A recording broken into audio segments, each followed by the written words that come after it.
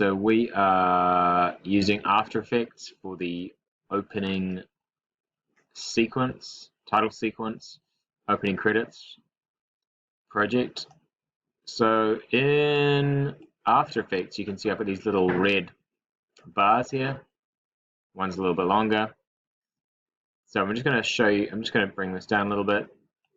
So as you can see, After Effects is very similar to Premiere Pro. You have a screen here, which is basically what's going to, I'll just turn this off because we don't need to worry about the lights for a second. So I'll just play it through. So we've got something that's rotating around us, an anchor point around the R. We have something moving around at a different position, but it's always the same closeness to us. Something that's changing in scale, going down to small to inverse, and then really, really big. Something that's changing opacity, which is transparency. And the last one, which is the most interesting, which is something that's 3D. But this is not as, I'll just turn the light on again because it runs better with a colored light. I put it on a green light. Sometimes it takes a little bit for this to be fully rendered, but it will eventually. Basically what's going to happen through it is that it's going to go up and down and move around and twist and tilt and then finally disappear. Now this little green tab along here means that it's rendering, or in the process of rendering, so it may take a little time to get it all sussed out. In the meantime, while that's sorting itself out, I'll show you the keyframes that are actually occurring here as it's going through. So all these little diamonds down here are created through finding a point. So when you unlock something like this asset that's got 3D in it, you can change the extrusion depth, that's how thick it is. But more importantly, under transform, it's got position, scale, orientation, and XYZ, which are the 3 different dimensions because we're working at 3 dimensions now, and opacity. So I'll just let that sort itself out and I'll speed this part of the video up.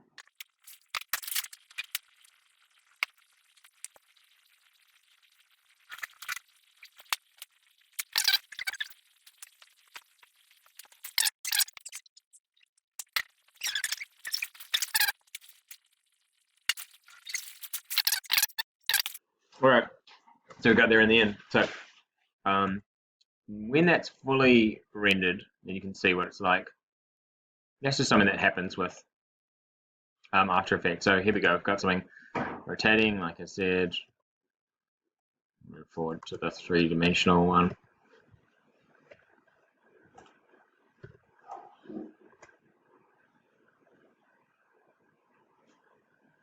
Opacity.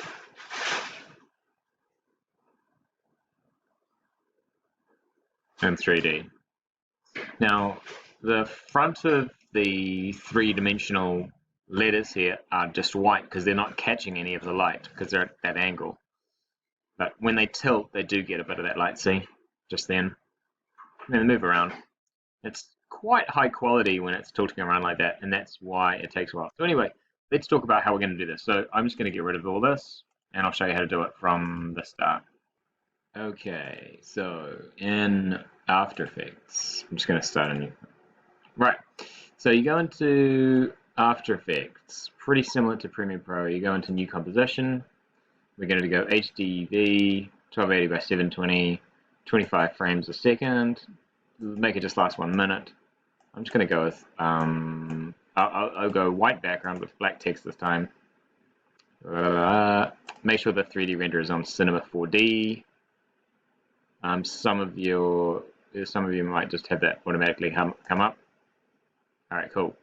Go to the text and we'll do rotate in red.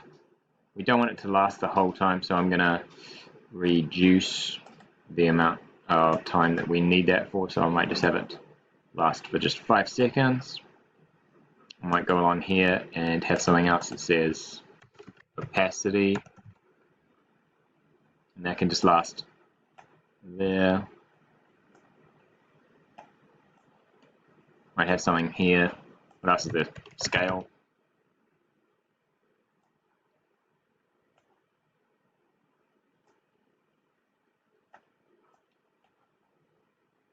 I have to look up what else I can do. Position, scale. Oh well, position. There we go. Scale rotation. Okay, that'll do. And then I'll do the 3D one, which is a little bit more complex. These ones are nice and simple. So these 4 little red blocks mean when they exist in this timeline. So for rotate, that's nice and easy. So we'll go into transform, and we'll click the stopwatch on rotation, which means it can animate. At this point, it's not going to animate. Then I'll add another keyframe where it begins to rotate. It's going to rotate it from here. I can change the anchor point as well if you want to. I'm going to rotate it back the other way. And then I'll rotate it many times, 6 times around. That'll be quite crazy. So it'll look a bit like this, rotating that way, and then flipping around like crazy. But I've decided I don't want to do that. So I can go to that keyframe. I can delete, get rid of it. So now it's just going up and then down, and that's all. If I zoom in, I can move these keyframes, and then the whole thing is just a much smoother animation. So it's just dipping and then going up.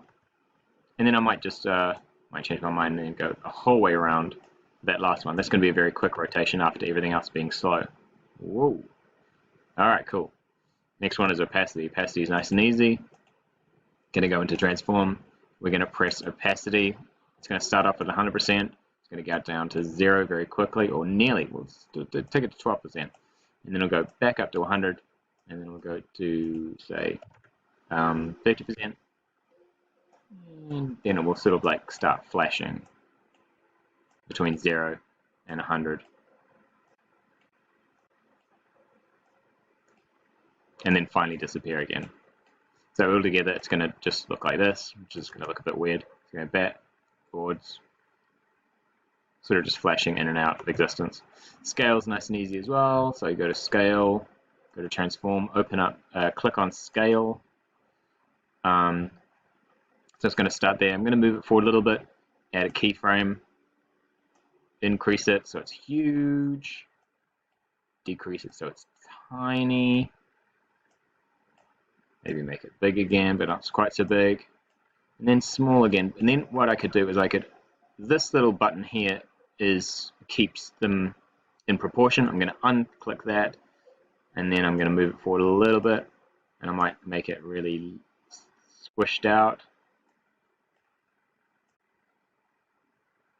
Bring it back and make it really elongated,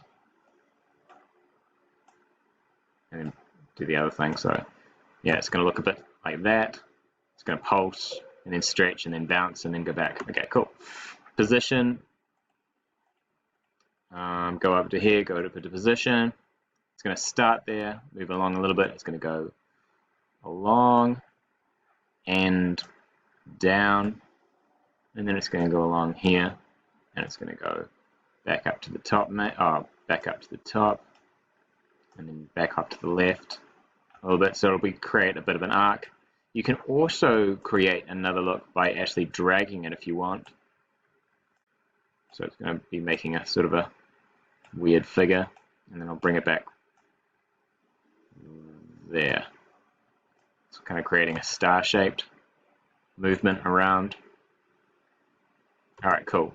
So far, all in total, we have the rotation that's going to dip and go back and then flip around. We've got opacity that's just going to pulse in and out. And you can see the keyframes of what it makes it if you open it up. Scale, all those keyframes, and these keyframes for position. All right, cool. So that's the easy stuff. So the harder stuff for your actual name of your movie, we'll do 3D again. Look quite good. That's too many words. I mean letters. We'll go with 3D. So first of all, I'm going to make it quite big to start off with. I'm not going to animate this scale, but I'm going to make it pretty big. I'm also going to position it so it's nice in the center of the screen to begin with. and it can start existing from there. Right. So how you make something 3D in After Effects is that you have to press on this little button here, which is this underneath this cube. Press on that and a whole lot of other options open up to you. The important one is geometry options, and you can increase the extrusion depth. So right now it's totally flat, it doesn't exist. It only exists in 2 dimensions, I guess. But with this, now it exists in 3. Okay, so now it just looks really thick and indistinct. But when we add, if we go to Layer, New, Light, I'm going to add, I don't know if it's going to look good with a green light. Probably not. But if we add a nice soft pinkish light, quite intense light, so about 400%. Don't worry about the cone angle, 90 degrees is fine. There are some different types that you can do. You can do like point and ambient. Ambient might be interesting to show you as well, but for now we're just going to do a point. So light, and it's going to be a spotlight. We want it to actually shine on it. So using my arrow key, I can move this around, actually shine down on this. I'm going to get rid of the ambient light, actually. Don't want it. So that's far more dramatic. So you can see that 3D light is really affecting that. So I'll just increase the size of this. So there we go. That's what I'm talking about in terms of the light actually affecting. Now, just like anything in After Effects, you can animate the light as well. So in terms of transformation, I could animate the position of the light from there to there. So I could have it moving across or behind or moving up or changing angle, even dramatically like moving like this. So altogether the light would look like this in an animation if you want to. Remember, if you want to get rid of keyframes, you just select them all and you just go delete, and that's fine. So far, let's leave the light there and let's move the text. So instead, we've got all this stuff, so I can go to transform. But now there's far more options with it being 3-dimensional, because there's 3 ways that we can rotate it. So the X rotation can go like that, like kind of tipping it. I don't know if you'd really want to do that, but if you want to, you can. It could look quite good doing it this way. It could look quite dramatic coming up that way. I might leave it like that. That looks cool. There's the Y rotation. I'm just going to add a keyframe. Then I can twist it that way. Maybe into the light. That looks kind of cool. And the Z orientation as well, which is twisting it from that point of rotation. I can change where the anchor point is, which is where it twists from, which is quite important. I'm actually going to move it to the center of the shapes, and I'm going to move it around. So that makes more sense to me, it twisting from that point. And anything else I can change the scale and everything else. And remember that the scale doesn't need to stay in ratio, so I can just increase 1 dimension if I wanted to. And that looks kind of cool. And then I might do the position as well. Move it around.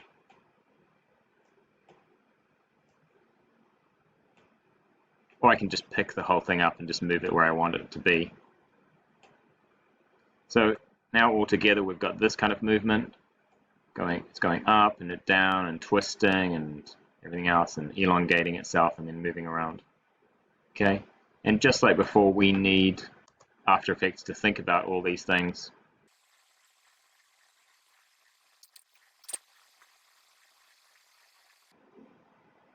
All right, cool. So that always takes a little bit of time, so that's sometimes a bit frustrating, but it's just because After Effects does it at such high quality straight away. So this is what's happening with it. Oh, I'll show it to you, the whole screen.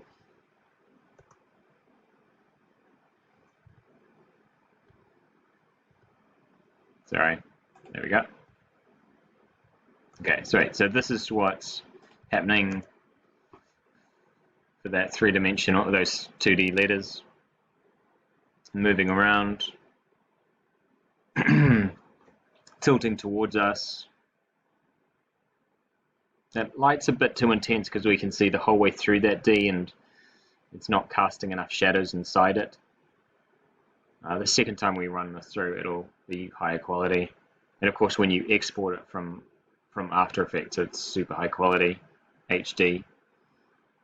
For now, it's just sort of still rendering at that larger screen size. Now it's decreasing. It's going to elongate.